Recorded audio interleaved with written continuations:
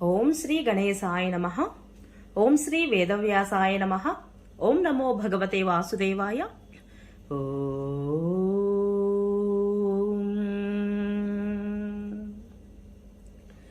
శుక్లాంబరధరం విష్ణుం శశివర్ణం చతుర్భుజం ప్రసన్నవదనం ధ్యాయేత్ సర్వవిఘ్నోపశాంతయే. నారాయణం నమస్కృత్య నరం చైవ నరోత్తమం దేవీం సరస్వతిం వ్యాసం తతో జయముధీరయేత్. అనగా నారాయణ స్వరూపుడైన శ్రీకృష్ణుడికి, నరోత్తముడు అయిన అర్జునుడికి, వారి లీలలను ప్రకటించే సరస్వతీదేవికి, దానిని రచించిన వ్యాసునికి నమస్కరించి అసుర భావాలను తొలగించి అంతఃకరణ శుద్ధిని కలిగించే మహాభారత గ్రంథ పారాయణకు ప్రేరేపించిన శ్రీకృష్ణ భగవానుడిని ప్రార్థిస్తూ ఈరోజు పారాయణలోనికి వెళదాం. మరి హరే కృష్ణ. అందరికీ నమస్కారం. మహాభారత గ్రంథ పారాయణలో భాగంగా ఈరోజు మనము 169వ రోజుకు చేరుకున్నాము.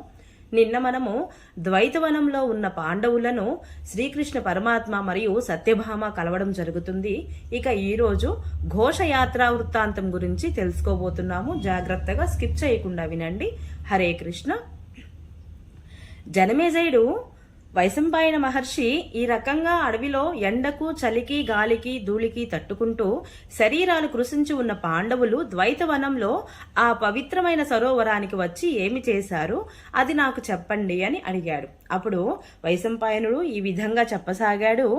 రాజా, ఆ రమణీయమైన సరోవరం వద్దకు వచ్చిన పాండవులు తమ హితచింతకులు అందరికీ వీడ్కోలిచ్చి అక్కడే పర్ణశాల వేసుకుని చుట్టుపక్కల ఉన్న అందమైన వనాలలో, పర్వతాలపై, నదీ తీరాలలో విహరించసాగారు. ఆ వీరశ్రేష్ఠులు వనంలో ఈ రీతిగా నివసించే సమయంలో వారి వద్దకు వేదాధ్యయన శీలురులైన అనేక మంది బ్రాహ్మణులు వస్తూ ఉండేవారు. పాండవులు వారిని యథాశక్తి సేవించేవారు. ఆ రోజులలోనే సంభాషణా కుశలుడైన ఒక బ్రాహ్మణుడు అక్కడికి వచ్చాడు. వారిని కలుసుకున్నాక అతడు కౌరవులను కలుసుకోవడానికి ధృతరాష్ట్రుని వద్దకు వెళ్ళాడు. వృద్ధకురురాజు అతనికి ఆసనమిచ్చి అతనిని యథోచితంగా గౌరవించాడు. ఆ పైన పాండవుల గురించి గుచ్చి గుచ్చి అడిగాడు. అప్పుడు బ్రాహ్మణుడు, ఈ సమయంలో యుధిష్ఠిర, భీమార్జున, నకుల సహదేవుడు ఎంతో కష్టం అనుభవిస్తున్నారు. గాలికి, ధూళికి వారి శరీరాలు కృషించిపోయాయి. ఇక ద్రౌపది సంగతి అడగక్కర్లేదు. ఆమె వీరపత్ని అయి ఉండి కూడా అనాథల అన్ని వైపుల నుండి దుఃఖంతో అణిచివేయబడుతోంది అని చెప్పాడు. అతని మాటలు విన్న ధృతరాష్ట్ర మహారాజునకు చాలా దుఃఖం కలిగింది. రాజపుత్రులు, రాజపౌత్రులు అయి ఉండి కూడా పాండవులు ఈ రకంగా దుఃఖమనే నదిలో పడిపోయి ఉన్నారని విన్నప్పుడు అతని హృదయము జాలితో నిండిపోయింది. అతడు దీర్ఘంగా నిట్టూరుస్తూ, ధర్మపుత్రుడు యుధిష్ఠిరుడు నా తప్పులను పట్టించుకోడు. అర్జునుడు కూడా అన్నగారినే అనుసరిస్తారు.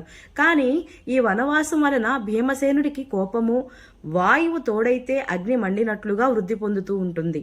ఆ క్రోధానలంలో మండిపోతున్న ఆ వీరుడు చేతులు రాపాడిస్తూ నా పుత్రులను, పౌత్రులను కాల్చి భస్మం చేసేలా మిక్కిలి భయంకరంగా వేడి ఊర్పులు తీస్తూ ఉంటాడు. అయ్యో, ఈ దుర్యోధన, కర్ణశకుని, దుశ్శాసనుల బుద్ధి ఎక్కడ చచ్చిందో తెలియదు. జూదం ద్వారా అపహరించిన ఈ రాజ్యము తేనెలా తీయగా ఉందనుకుంటున్నారు. దీని వలన వచ్చే సర్వ వినాశనం వైపు వీరి దృష్టి వెళ్లడం లేదు. చూడు, శకుని కపటోపాయాలు పన్ని మంచి పని చేయలేదు. అయినా పాండవులు అప్పుడే అతనిని మట్టు పెట్టనంత సాధుత్వాన్ని ప్రదర్శించారు. అయినా ఈ కుపుత్రుల మోహంలో పడి కౌరవుల అంత్యకాలం సమీపించడానికి కారణమైన ఆ పనిని నేనే చేయించాను. సవ్యసాచి అయిన అర్జునుడు అద్వితీయ ధనుర్ధరుడు. అతని గాంధీవం కూడా ప్రచండమైన వేగం కలది. ఇప్పుడు అదే కాకుండా అతడు ఇంకా అనేక దివ్యాస్త్రాలను సంపాదించాడు. అయ్యో, ఈ ముగ్గురి పరాక్రమాన్ని సహించి నిలిచేవాడు ఇక్కడ ఎవరున్నారు అని వాపోసాగాడు. ధృతరాష్ట్రుని ఈ మాటలన్నీ సుబలపుత్రుడైన శకుని విన్నాడు. విని ఏకాంతంగా ఉన్న కర్ణ, దుర్యోధనుల దగ్గరకు వెళ్లి వారికి ఈ విధంగా చెప్పాడు. ఇదంతా విని అప్పుడు నీచబుద్ధి అయిన దుర్యోధనుడు కూడా విచారంలో మునిగిపోయాడు.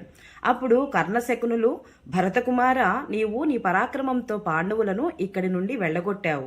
ఇక ఇప్పుడు ఇంద్రుడు స్వర్గాన్ని ఏలుకుంటున్నట్లుగా నీవు ఒక్కడివే ఈ భూమిని అనుభవించు. చూడు, నీ బాహుబలంతో నేడు పూర్వ, పశ్చిమ, దక్షిణోత్తరాలు 4 దిక్కులనున్న రాజులు నీకు కప్పం చెల్లిస్తున్నారు. పూర్వము పాండవులను సేవించిన ఆ రాజ్యలక్ష్మి నేడు నీకు, నీ తమ్ముళ్లకు దక్కింది. రాజా, పాండవులు ఇప్పుడు ద్వైతవనంలో ఒక సరోవరం దగ్గర కొంతమంది బ్రాహ్మణులతో కలిసి నివసిస్తున్నారని వినవచ్చింది. నా ఆలోచన ఏమంటే, నీవు మంచి హంగు ఆర్భాటంతో అక్కడికి వెళ్ళు.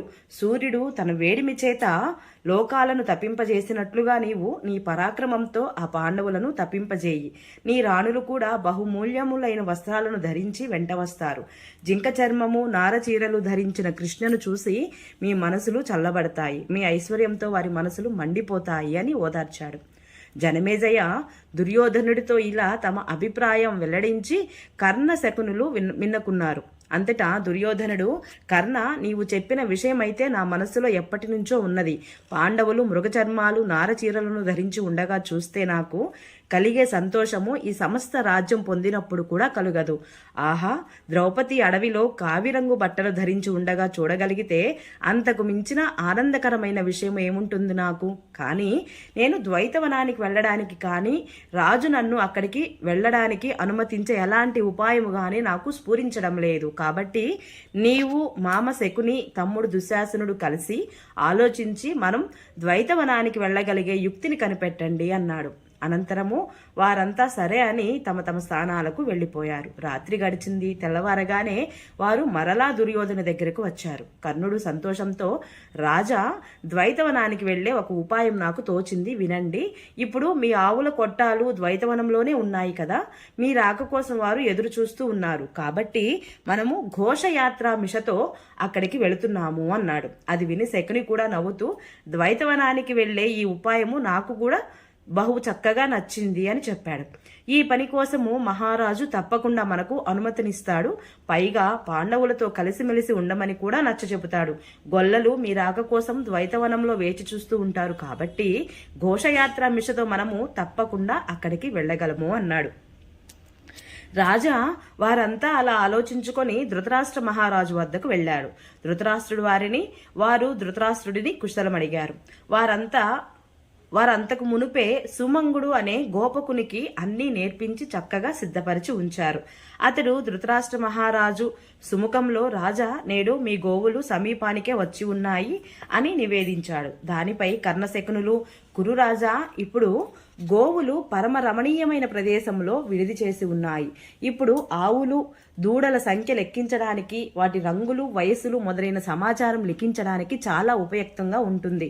కాబట్టి మీరు దుర్యోధనుడికి అక్కడికి వెళ్ళడానికి ఆజ్ఞ ఇవ్వండి అన్నాడు. ఇది విని ధృతరాష్ట్రుడు, తండ్రి, గోవుల సంరక్షణకైతే ఏమీ ప్రతిబంధకం లేదు, కానీ ఇప్పుడు నరశార్ధూలురైన పాండవులు కూడా అక్కడే ఎక్కడో దగ్గరలోనే ఉంటున్నారని విన్నాను. మీరు వారిని కపటయుక్తంలో ఓడించారు. వారు అడవులలో పడి కష్టాలు అనుభవించవలసి వస్తోంది. కనుక మీకు నేను అక్కడికి వెళ్ళడానికి అనుమతిని ఇవ్వలేను అని అన్నాడు. అప్పుడు కర్ణ, మీరు అప్పటి నుంచి నిరంతరము తపస్సు చేస్తూనే ఉన్నారు. ఇప్పుడు వారు అన్ని విధాల శక్తి సంపన్నులు. మీరు అహంకారంలో, మోహంలోను పడి నిండా మునిగి ఉన్నారు. కనుక వారికి అపరాధం చేయడానికి తలపెట్టకుండా ఉండరు. అలాగే కనుక జరిగిన పక్షంలో వారు తమ తప ప్రభావం చేత మిమ్మల్ని తప్పకుండా భస్మం చేసి వేస్తారు. అంతేకాదు, వారి దగ్గర శస్త్రాలు కూడా ఉన్నాయి. కాబట్టి కోపం వస్తే ఆ 5 వీరులు మిమ్మల్ని తమ శస్త్రాగ్నిలో కూడా హోమం చేసి వేయగలరు. ఒకవేళ సంఖ్యాపరంగా మీరు అధికులైన కారణంగా ఏదో ఒక రకంగా మీరే వారిని అణిచివేసినా అది కూడా మీ యొక్క నీచత్వమనే అనుకుంటారు. నేనైతే మీరు వారిని వశం చేసుకోవడం అసంభవమనే అనుకుంటున్నాను. చూడు, అర్జునుడు దివ్యాస్త్రాలు సంపాదించినప్పుడే ఈ సమస్త భూమిని జయించాడు. ఇక దివ్యాస్త్రాలు పొందాక మిమ్మల్ని చంపడము అతనికేమంత పెద్ద విషయం కాదు. కాబట్టి మీరు స్వయంగా అక్కడికి వెళ్ళడం నాకు ఉచితమని అనిపించడం లేదు అన్నాడు. గోవులను లెక్కించడానికి ఎవరికైనా ఇంకొక నమ్మకస్తుడిని పంపవచ్చును అన్నాడు. అందుపై శకుని, రాజా, మేము కేవలం గోవులను లెక్కించాలనే అనుకుంటున్నాము. పాండవులను కలుసుకోవాలనే ఆలోచన మాకు లేదు. కాబట్టి మా వలన అక్కడ రక్షణ కరువయ్యే అవకాశమే లేదు. పాండవులు నివసించే చోటికి మేము వెళ్ళము అన్నాడు. శకుని ఇలా అన్నాక ధృతరాష్ట్రుడు తనకు ఇష్టం లేకపోయినా దుర్యోధనుడు మంత్రులతో సహితంగా అక్కడికి వెళ్ళడానికి అనుమతించాడు. ఇక అతని ఆజ్ఞ పొంది దుర్యోధనుడు గొప్ప సైన్యాన్ని తీసుకొని హస్తినాపురం నుండి బయలుదేరాడు. అతని వెంట దుశ్శాసనుడు, శకుని, చాలా మంది తమ్ముళ్ళు, వేల కొద్ది స్త్రీలు ఉన్నారు. వారే కాకుండా 8,000 రథాలు, 30,000 ఏనుగులు, 1000 కాల్బలము, 9,000 గుర్రాలు, ఇంకా వందల సంఖ్యలో బరువులు మోసే ఎడ్లబళ్ళు, దుకాణాలు, వర్తకులు, వందీజనం కూడా వెంట నడిచారు. ఈ సైన్యమంతటితో అతడు అక్కడక్కడ మజిలీలు చేస్తూ గొల్లపల్లెల వద్దకు చేరాడు. అక్కడ తన డేరా వేశాడు. అతనితో పాటు వచ్చిన వారంతా కూడా ఆ సర్వగుణ సంపన్నమైన, ఆ రమణీయమైన, పరిచితమైన నీరు కలిగిన దట్టమైన ప్రదేశంలో తమ తమ నివాస స్థావరాలను ఏర్పాటు చేసుకున్నారు. ఈ రీతిగా అందరూ చక్కని స్థావరాలు ఏర్పాటు చేసుకున్నాక దుర్యోధనుడు తన సంఖ్యాకమైన గోవులను చూశాడు. వాటి మీద సంఖ్యలు, గుర్తులు వేయించాడు. అన్నింటినీ వేరువేరుగా గుర్తించాడు. ఆపై దూడల మీద గుర్తులు వేయించాడు. మూగుతాడు వేయదగిన వాటికి వేరేగా ఉంచమన్నాడు. చిన్న చిన్న దూడలున్న ఆవులను వేరే లెక్క పెట్టించాడు. ఈ రీతిగా ఆవులను, దూడలను లెక్కించి వాటిలో 3 సంవత్సరాల వయసున్న దూడలను వేరే లెక్కించాడు. అతడు గొల్లలతో కలిసి అడవిలో ఆనందంగా విహరించసాగాడు. అలా తిరుగుతూ తిరుగుతూ అతడు ద్వైతవన సరోవరానికి చేరుకున్నాడు. ఆ సమయంలో అతని వైభవము అతి ఆడంబరంగా ఉన్నది. అక్కడ ఆ సరోవర తీరంలోనే ధర్మపుత్రుడు యుధిష్ఠిరుడు కుటీరం వేసుకుని ఉంటున్నాడు. అతడు మహారాణి ద్రౌపదితో కలిసి ఆ సమయంలో దివ్య విధిని అనుసరించి ఒక రోజులో పూర్తి అయ్యే రాజర్షి అని పేరుగల యజ్ఞం చేస్తున్నాడు.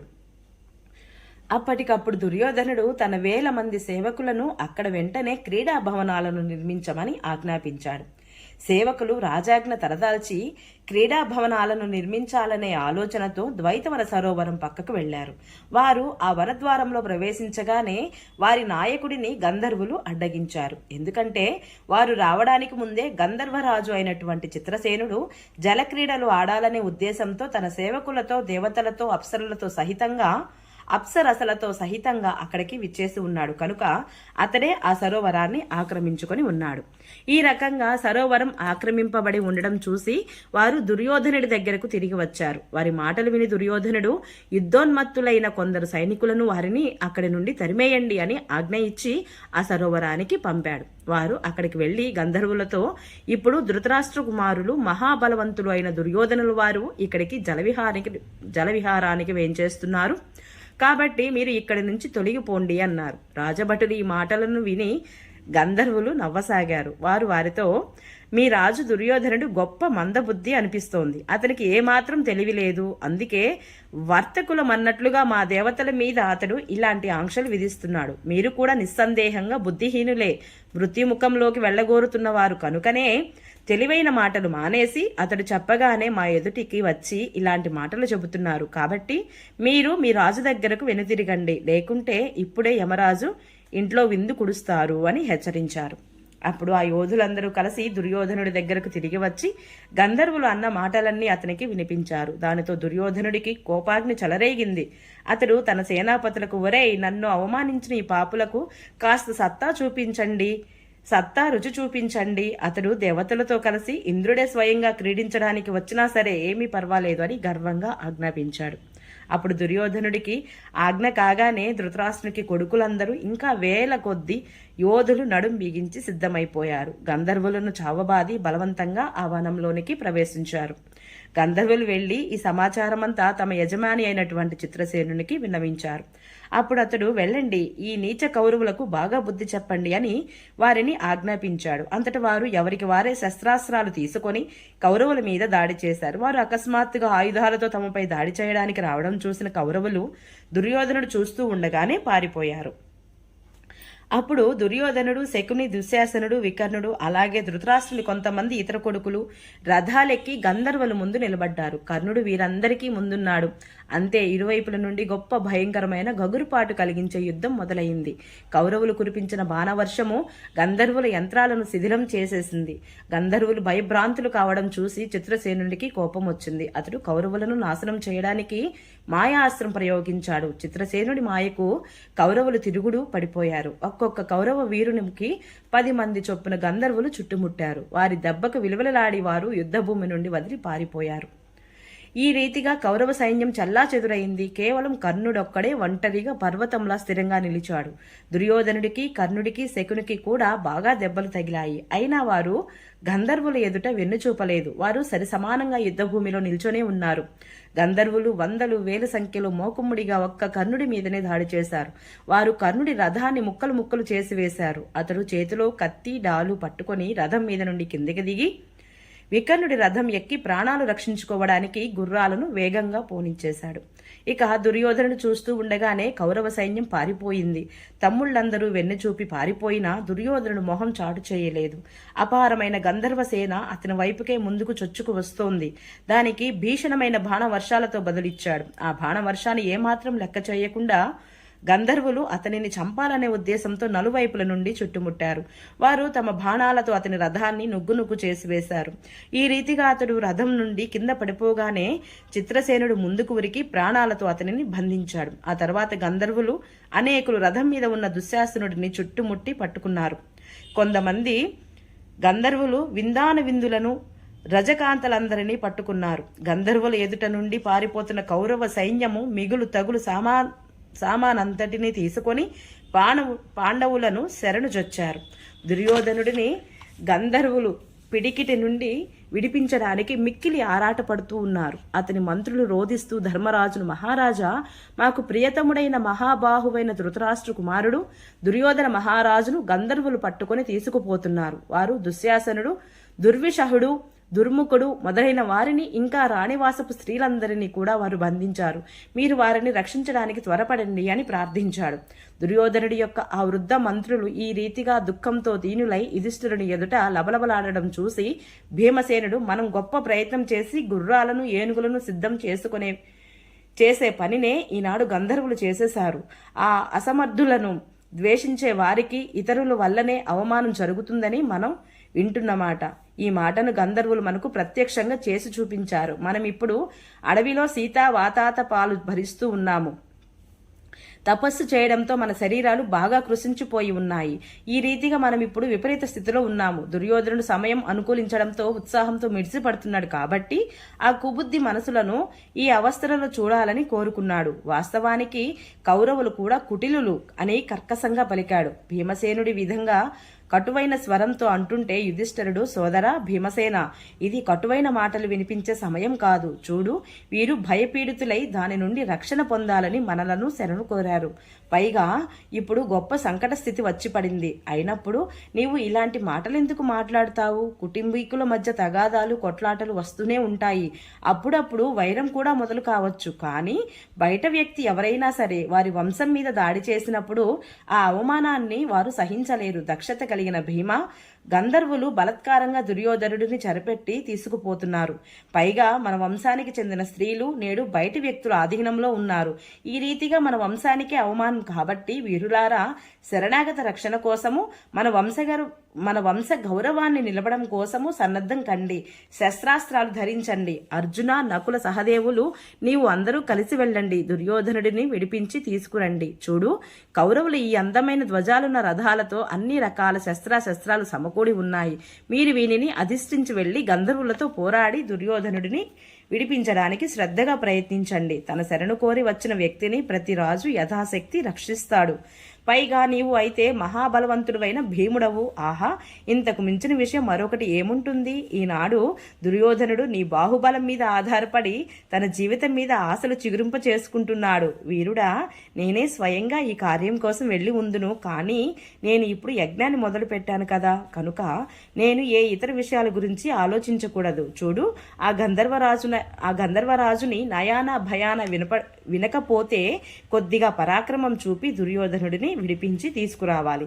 తేలికపాటి యుద్ధంతో అతడు విడిచిపెట్టకపోతే ఏ రకంగానైనా సరే అతనిని అణిచివేసి దుర్యోధనుడిని విముక్తుడిని చేయాలి అని స్థిరంగా చెప్పాడు ధర్మరాజు. ధర్మరాజు యొక్క ఈ మాటలను విని అర్జునుడు, గంధర్వులు నయాన భయాన కూడా కౌరవులను విడిచిపెట్టకపోతే నేడు భూమి గంధర్వరాజు యొక్క రక్తాన్ని పానం చేస్తుంది అని ప్రతిజ్ఞ చేశాడు. సత్యవాది అయిన అర్జునుడికి ఈ ప్రతిజ్ఞను విని కౌరవులు మనసులు కుదుటపడ్డాయి. ఓం నమో భగవతే వాసుదేవాయ. ఈరోజు పారాయణ ఇంతటితో సమాప్తము. రేపు మనము పాండవులు గంధర్వులతో యుద్ధం చేయడం గురించి తెలుసుకుందాము. ఈ వీడియో మీకు నచ్చినట్లయితే please subscribe my channel, like, share, comment please. Thank you.